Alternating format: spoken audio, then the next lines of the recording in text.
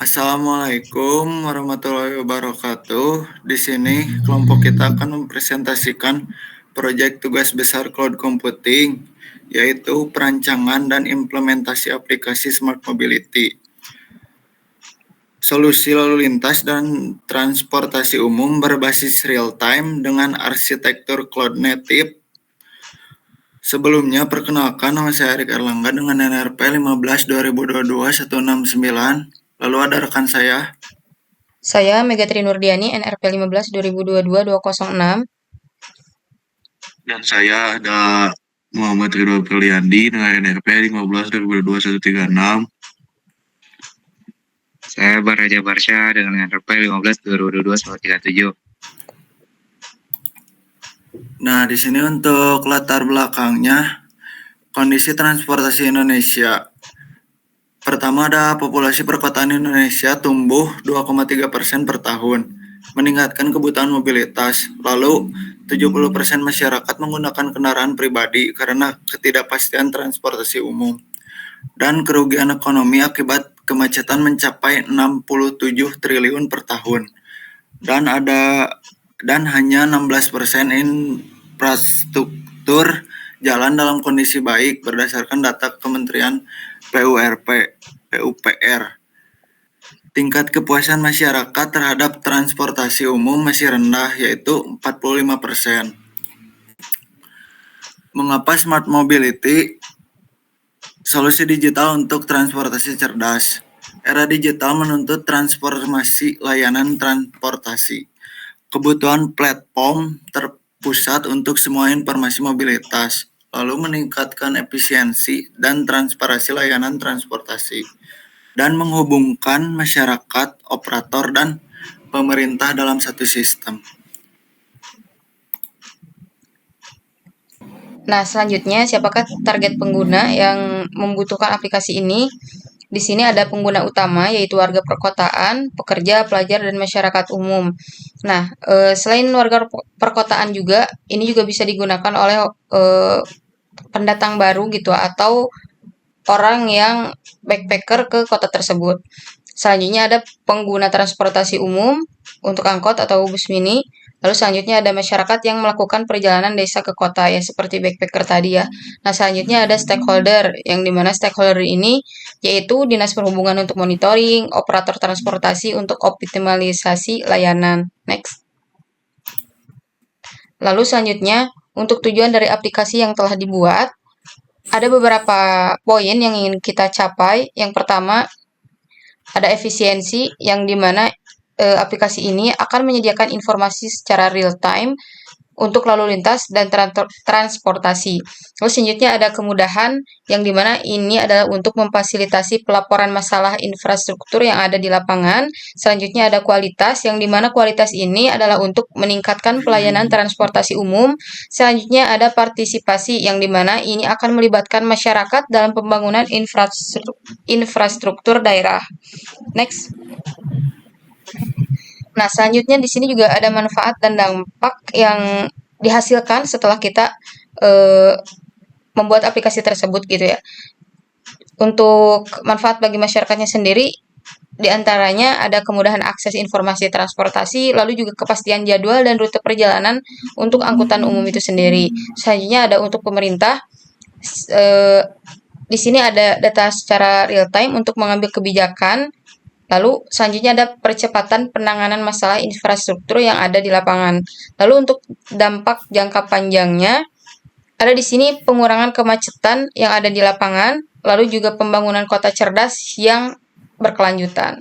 Next. Nah, di sini akan ada demo aplikasinya yang akan disampaikan oleh rekan saya, Bara.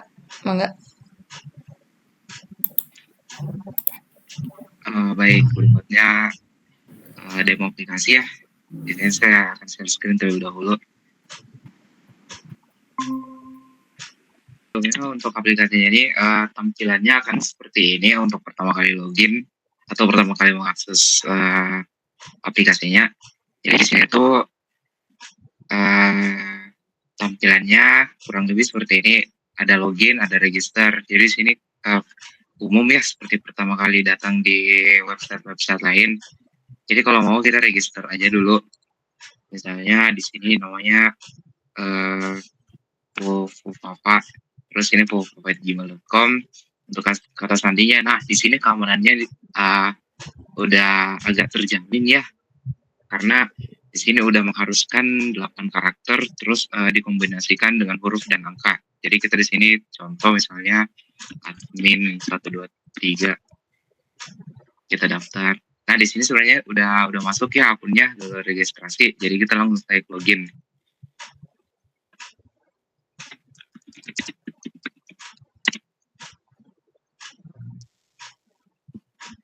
Mungkin bisa langsung saja kita lihat ke database-nya ya.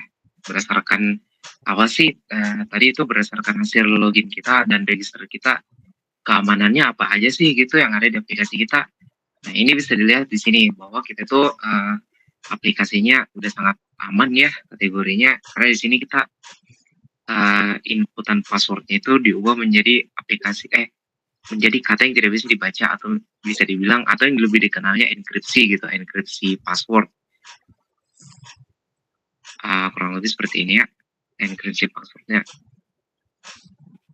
Nah, kurang lebih seperti ini untuk aplikasinya. Jadi di sini ada peta rute angkutan umum, ada pelaporan jalan rusak atau lampu mati, ataupun pemesanan kursi angkot atau bus mini. Mungkin ada teman saya yang ingin menyampaikan sesuatu, silahkan. Nah, untuk peta rute angkutan umum ini tuh berguna, misalkan ada orang yang dari luar kota datang ke daerah, misalkan ke Bandung gitu ya. Nah, si orang ini kan kurang tahu ya di daerah Bandung tuh angkutan umumnya rutenya kemana aja. Nah, si backpacker yang sedang menjelajahi kota Bandung itu tuh bisa lihat di aplikasi ini. Nah, kurang lebih seperti itu. Next, mangga, Bar. Baik, berikutnya untuk bagian pemesanan kursi angkot atau bus mini ya.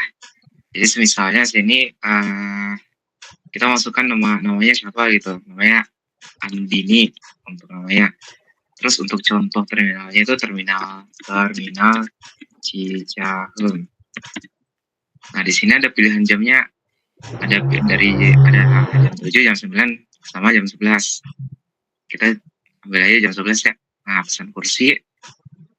Nah, ini artinya udah masuk ya datanya, pemesanan kursi Anda berhasil. Gimana sih cara taunya kalau datanya ini udah masuk? Nah, kita cek ke database-nya. Sini di Smart Mobility, terus lihat nih di Booking. Nah, ini mana tadi? Nah, ini nih Andini Terminal Cicahem jam 11. Nah, ini pembuatan atau masuknya database baru gitu. Terus kembali ke Belanda. Nah, berikutnya yaitu pelaporan jalan rusak atau lampu mati. Nah, ini misalnya di jalan Sukasenang 5. Nah, apa sih yang terjadi di Sukasenang 5 itu? Misalnya ada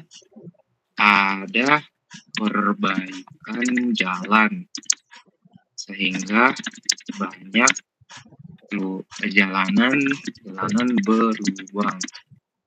Nah, fotonya ini opsional sebenarnya, tapi kita masukkan aja ya. Soalnya di sini kunci utama untuk penjelasan poin berikutnya.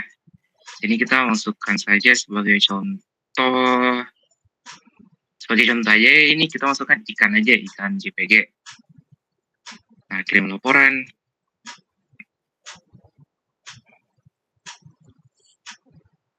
Nah, ini tuh laporan Anda berhasil dikirim.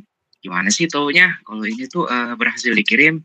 Nah, di sini penyimpanannya ada 2 sebenarnya. Ada yang di lokal di File Explorer sini. Jadi masuknya nanti ke sini ya, ke backend terus ke uploads. Nah, di sini seharusnya ada masuk di sini, cuman memang ini aplikasinya udah masuk ke Docker.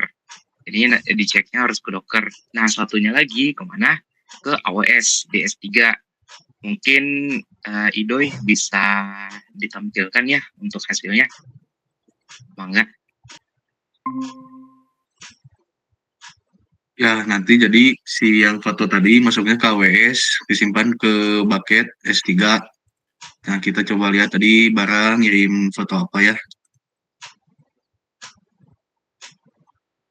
Nah, ini masuk ya jam 22.37, foto ikan yang tadi kirim. Nanti si fotonya bisa lihat, misalnya open, nanti fotonya langsung keunduh. Nah, seperti foto ini ikan.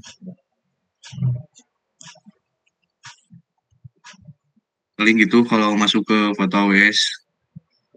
Lanjut, Bar. Nah, ya, makasih. Berikutnya yang akan saya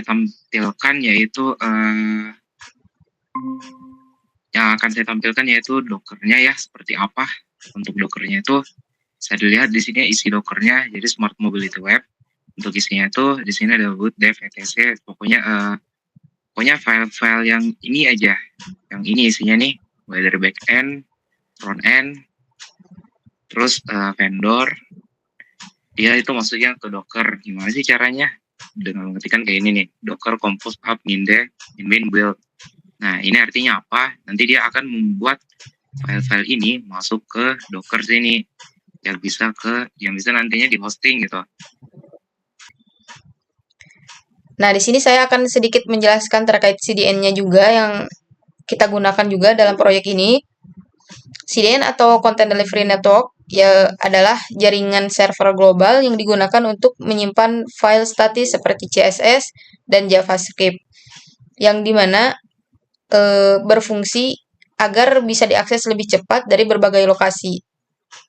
Nah, pada aplikasi Smart Mobility ini, kita menggunakan JS Deliver CDN yang terhubung ke GitHub, yang dimana di GitHub ini kita menyimpan dan menyajikan file style.css dan juga script.js. Nah, setelah itu, ketika pengguna membuka halaman, file tersebut tidak dimuat dari server Docker, tapi dari jaringan CDN yang jauh lebih cepat. Coba kodenya, Bar. Nah, ini bisa dibilang API ya untuk menyambungkan ke GitHub-nya. Kurang lebih seperti ini. Baik, mungkin itu saja ya hasil presentasi dari kami. Kurang lebihnya mohon dimaafkan. Assalamualaikum warahmatullahi wabarakatuh. Waalaikumsalam warahmatullahi wabarakatuh.